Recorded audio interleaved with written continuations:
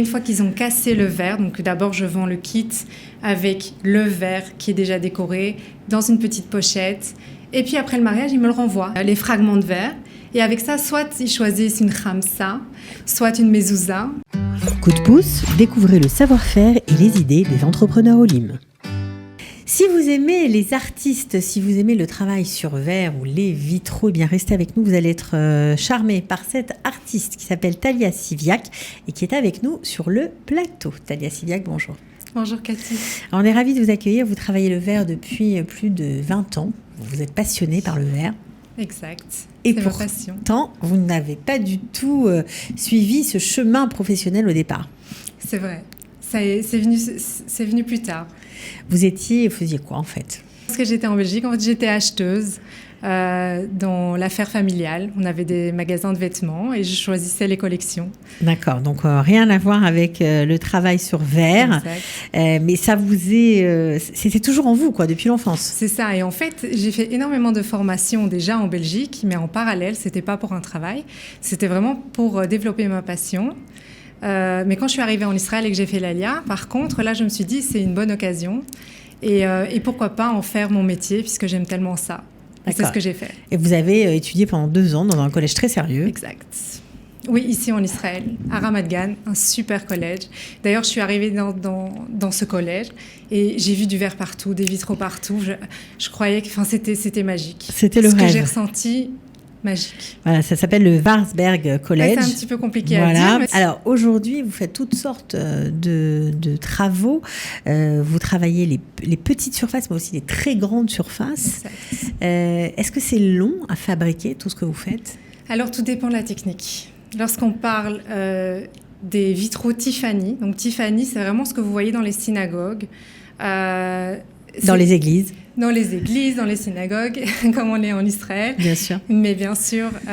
Et donc, c'est ça. Donc, qu'est-ce que je fais ? Je prends plusieurs feuilles de verre que je coupe, que j'assemble, et j'utilise du plomb. Et je les assemble. Donc, ça, évidemment, ça prend énormément de temps. Au plus j'ai des morceaux à découper, au plus d'heures je vais passer dessus. Ouais. Par contre, si on parle de la technique de peinture sur verre, donc là, on prend un projet. Par contre, j'ai une seule plaque de verre transparente sur laquelle je vais commencer à faire le dessin. Donc là, c'est moins de temps passé, c'est un petit peu plus accessible pour les gens.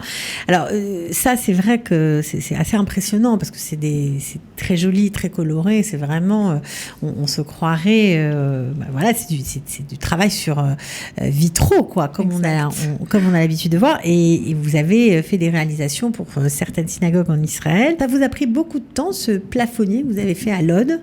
Quand même, on parle en semaines, on ne parle pas en mois, on parle en semaines. Donc, je ne pourrais plus dire maintenant parce que c'était il y a 10 ans lorsque j'ai fait ce plafonnier. Je sais que j'ai dû donner une sorte de délai de 6 semaines, quelque chose comme ça.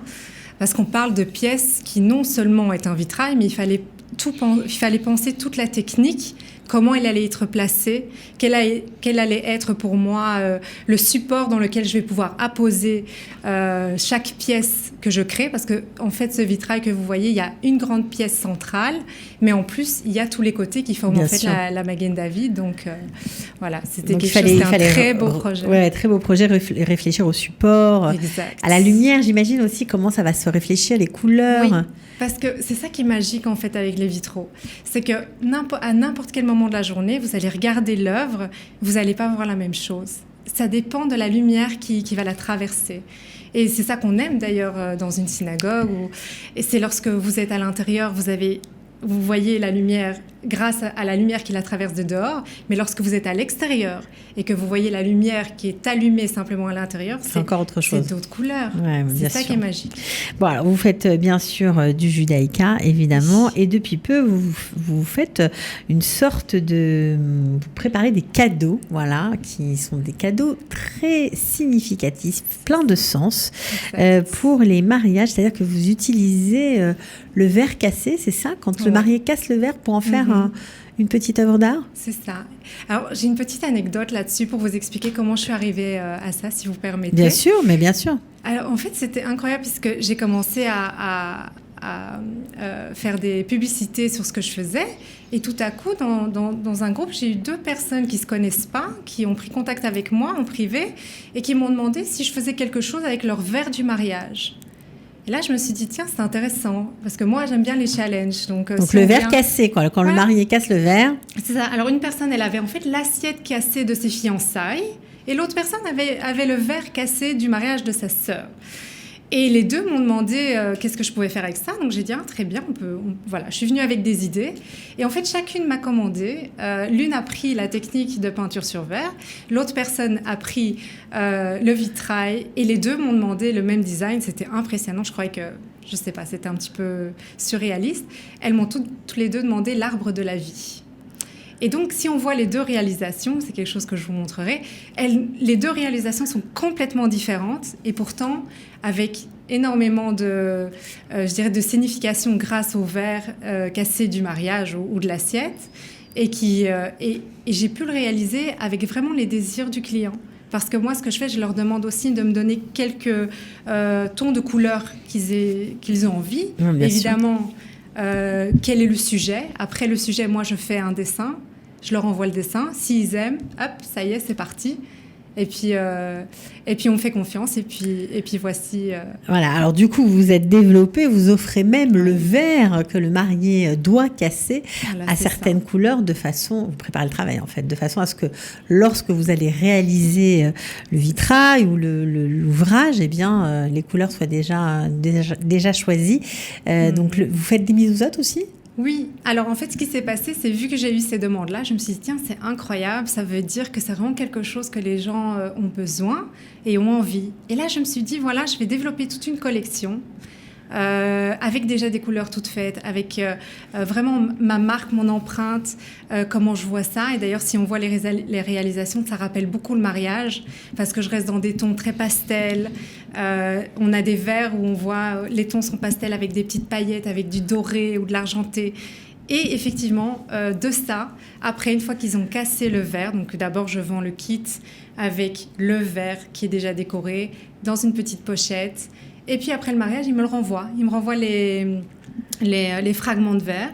Et avec ça, soit ils choisissent une khamsa, soit une mezouza, parce que ça, c'est très, très apprécié aussi, la mezouza, ou bien carrément une œuvre qu'on met au mur.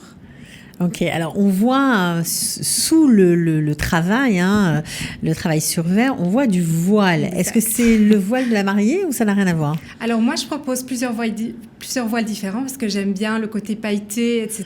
Et ça donne une touche. Mais ce qui est aussi très, très... ce que j'ai envie d'offrir aussi aux personnes, c'est de pouvoir mettre le voile de la mariée.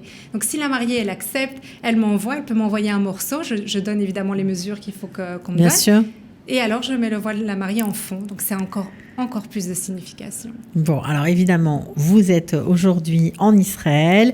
On peut commander votre travail sur Instagram ou sur Facebook. Vous êtes joignable. Je vais donner, ou même sur votre site, je vais donner les 3, comme ça ce sera fait. Talia-c.com, c'est le site. Talia, c'est Art, c'est Facebook. Et puis surtout, sur Instagram, on peut regarder l'ensemble de votre travail. Talia Glass, -artiste, c'est ça? C'est Talia Glass Artiste, il n'y a pas de tiret. D'accord. Tout en un mot. En un mot, ok. Donc voilà, donc on peut se rendre compte de l'étendue de votre talent. En tout cas, merci d'avoir été avec nous aujourd'hui. On vous souhaite bonne chance. J'espère que vous aurez, grâce à nous, beaucoup de nouvelles commandes. Voilà. Merci beaucoup. Et juste pour ajouter, je vends dans le monde entier. Donc, il ne faut pas être en Israël pour m'acheter. Ah ben ça, c'est sûr. On peut aujourd'hui, il n'y a plus de frontières, ça c'est clair. Mais au moins, c'est Made in Israël. Ça, c'est pas mal. Exact. Ok, merci beaucoup. Un grand merci, Cathy. De rien. Ciao. Coup de pouce, découvrez le savoir-faire et les idées des entrepreneurs au Lim.